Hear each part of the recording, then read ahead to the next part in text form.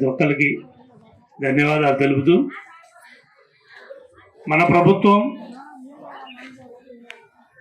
రావడానికి కృషి చేసిన ప్రతి ఒక్క కార్యకర్త అయితేంది, ప్రతి ఒక్క మహిళ అయితేంది, ఎవరైతే ఎక్కడ ఏ ఊళ్ళో అయితే ఏ గ్రామాలలో అయితే ఓట్లు వేసి ఉన్నారో అక్కడికే వెళ్ళి ఈ పరిపాలన సాగించవలసిందిగా ముఖ్యమంత్రి గారి ఆదేశాల మేరకు ఈ ప్రజా పరిపాలన కార్యక్రమానికి అందరం ప్రజల దగ్గరికి వెళ్ళి పాలన చేయాలా అనే ఉద్దేశంతో ఈరోజు ఈ ప్రజాపాలన కార్యక్రమాన్ని కాంగ్రెస్ ప్రభుత్వం ఆదేశించడం జరిగింది. దాని ప్రకారం మేము ఈరోజు ఈ గ్రామానికి రావడానికి జరిగింది. అలాగే ఇందాక అడిగినట్టు మన తెలంగాణ ప్రభుత్వం వచ్చి కూడా 9.5 సంవత్సరాలు అయిన తర్వాత కూడా ఒక రేషన్ కార్డు కూడా రాలేదు. గత ప్రభుత్వం ఇచ్చిన, మనం అధికారంలో ఉన్నప్పుడు ఇచ్చిన రేషన్ కార్డులు తప్ప టీఆర్ఎస్ గవర్నమెంట్ అంటే బీఆర్ఎస్ గవర్నమెంట్లోకి వచ్చిన తర్వాత ఒక రేషన్ కార్డు కూడా ఎవరికి రాలేదు. మళ్ళా ఈ రేషన్ కార్డులు కూడా అతి త్వరలోనే వచ్చే నెలలో అప్లికేషన్ దరఖాస్తులు కూడా తీసుకోవడం జరుగుతుందని మంత్రివర్యులు ఆల్రెడీ పొంగులేటి శ్రీనివాసరెడ్డి గారు ప్రకటించారు. మళ్ళా ఈ అప్లికేషన్లో రేషన్ కార్డు నెంబర్ ఉంది, రేషన్ కార్డు నెంబర్ ఉంటేనే వేయండి, లేకపోతే లేదని రాయండి. రేషన్ కార్డు లేనందువల్ల ఈ పథకాలకి రేషన్ కార్డుకి ఎలాంటి సంబంధం లేదు. ఉంటే రాయండి, లేకపోతే లేదని రాసేయండి. మళ్ళీ రేషన్ కార్డు అప్లికేషన్ వచ్చినప్పుడు అందరు రేషన్ కార్డు అప్లై చేసుకోండి. అందరికీ మ్యాక్సిమం అందరికీ వచ్చే విధంగానే మనందరం కలిసి ప్రయత్నిద్దాం. ఇంకొక మాట, గ్రామ కమిటీ కంపల్సరీ వేసుకోవాల్సిన బాధ్యత ఉంది మనకు.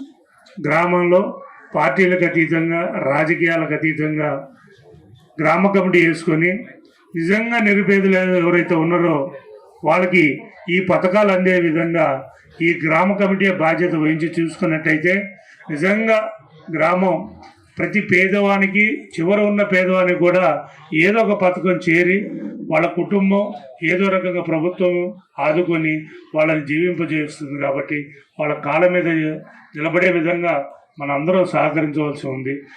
ముఖ్యంగా గ్రామ కమిటీది ఇంపార్టెన్స్ ఉంటుంది, పార్టీలకు అతీతంగా వేసుకోవాల్సిన బాధ్యత. ఎందుకంటే ఊళ్ళో మన గ్రామంలో మనకు తెలుసు కాబట్టి నిజంగా నిరుపేదలు ఎవరు, వాళ్ళు జీవించడానికి ఏమైనా ఇబ్బంది పడుతుర్రా, ఈ పథకాలలో వాళ్ళకి ఏమైనా వర్తింపజేస్తే ఆ కుటుంబం బాగుంటుందని ఆలోచించాల్సిన విషయం గ్రామ కమిటీకి ఉంటుంది. అందుకనే గ్రామ కమిటీ కనుక కరెక్ట్గా వేసుకుంటే మటుకు ఊరు డెవలప్ అవడానికి ఆస్కారం ఉంటుంది. అలాగే ఇంకొకటి, ఆల్రెడీ మన ఈ చెరువుది ఆల్రెడీ వచ్చింది, నోటీస్లోకి వచ్చింది. కంపల్సరీగా అతి త్వరలోనే ఆ బ్రిడ్జి నిర్మాణం కూడా మేము కంపల్సరీగా చేపడతామని కూడా మాటిస్తున్నాం మీ అందరికీ. అలాగే అన్నగారు అడిగినట్లు రైస్ మిల్లర్స్ ఏదైతుందో వాళ్ళందరూ కూర్చోబెట్టి, మీ గ్రామ కమిటీ ద్వారా వాళ్ళని కూర్చోబెట్టి మీరు వాళ్ళు కనుక సమన్వయం కనుక పాటిస్తే మనందరికీ ఉద్యోగాలు వస్తాయి, ఉద్యోగ అవకాశాలు వస్తాయి. ఆ పొల్యూషన్ కూడా ఏ రకంగా కంట్రోల్ చేయాలో మిల్లర్స్తో మాట్లాడి మనం వాళ్ళు కనుక కూర్చొని సమన్వయం చేసుకొని కనుక చేసే కార్యక్రమం అంతా మంచిగా ఉంటుందని మనస్ఫూర్తిగా చెప్తూ మరొక్కసారి చెప్తున్నా, నేను ఈ పథకాల కోసం మీరు తొందరపడాల్సిన అవసరం లేదు, ఇంత దూరం రానవసరం లేదు. మీరు ఏ కౌంటర్లు అయితే ఉన్నాయో ఆ కౌంటర్లో ఇచ్చేసేయండి, మీరు అందరు నెట్టుకోవాల్సిన అవసరం లేదు. ఎందుకనంటే ఇదివరకు మనకు కరోనా వచ్చింది, మళ్ళా అది విజృంభిస్తుందని మళ్ళీ మనకు ప్రభుత్వం ఆల్రెడీ అలర్ట్ చేస్తూనే ఉన్నది. దయచేసి గమనించి, ఎందుకంటే పెద్దలు ఎక్కువ ఉన్నారు కాబట్టి అనారోగ్య పాలవకుండా ఎలాంటి ఇబ్బంది పడకుండా మీరు నిదానంగా అప్లికేషన్ ఏ కౌంటర్లో ఇక్కడికి ఎవరికి ఇచ్చే పని లేదు, ఇక్కడ ఎవరు నెట్టుకోవాల్సిన అవసరం లేదు. మీకు ఏదైతే మన మహిళలకి పురుషులకి కౌంటర్లు కేటాయించారో ఆ కౌంటర్లో ఇచ్చేస్తే సరిపోతుంది. ఆ రిసిప్ట్ మటుకు జాగ్రత్తగా పెట్టుకోండి. ఏ పథకానికి అయితే అర్హులు అవుతారో ఆ పథకాన్ని దగ్గరుండి కమిటీ వాళ్ళ చేత కానీ లేదా ఆఫీసర్ల చేత కానీ అది పూరించుకొని నిదానంగా, ఎందుకంటే ఇంకా 4 రోజులు టైం ఉంది, మనకు తొందరపడాల్సిన అవసరం లేదు.